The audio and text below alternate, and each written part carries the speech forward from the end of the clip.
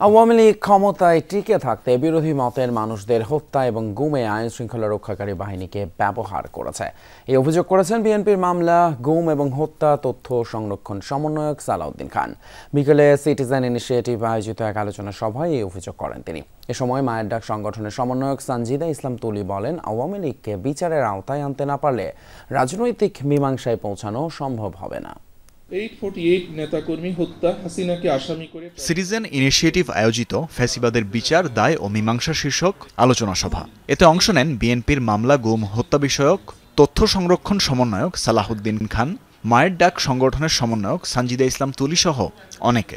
এগুলো বিচার করতে সময় লাগবে। এ সময় আলোচকরা বলেন, ফ্যাসিস্ট সরকারের আমলে গুমকে আইনের মোড়কে বৈধ করা হয়।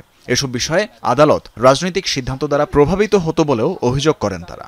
এ সময় ভিন্নমতের প্রতি বিগত সরকারের নিষ্ঠুর আচরণ সম্পর্কেও তুলে ধরা হয়। মানুষজনকে তারা খুব ধরে নিয়ে যেত, ধরে নিয়ে এই পায়ের এই যে কনুই যেটা এখানে তারা একটু হ্যাক্সাসল দিয়ে 400 পিলেট একসঙ্গে তারা শর্টগান দিয়ে করতো। কারো যদি পায়ের শর্টগান দেয়, শর্টগানে গুলি করে, তার মাথার সঙ্গে যে ভাস্কুলার নার্ভ, এই নার্ভটা যদি 6 ঘন্টার মধ্যে যদি অপারেশন না করা হয়, দেন একটু কাট দেয়ার লেগ, অথবা তারা কিন্তু হার্ট অ্যাটাক করে মারা যাবে।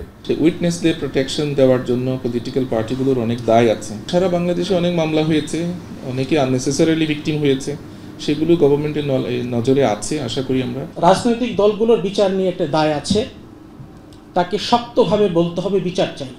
সানজিদা ইসলাম তুলি বলেন, গণহত্যাকারীদের বিচারের আওতায় না আনলে ফ্যাসিজম আবারও মাথাচাড়া দিয়ে উঠবে। প্রত্যেককে আসলে এই বিচারের আওতায় আনতে হবে।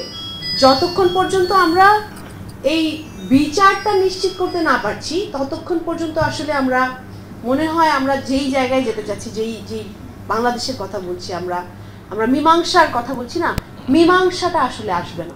বিএনপি নেতা সালাউদ্দিন খান বলেন, ক্ষমতা কুক্ষিগত করতে আইন শৃঙ্খলা রক্ষাকারী বাহিনীকে ব্যবহার করেছে আওয়ামী লীগ।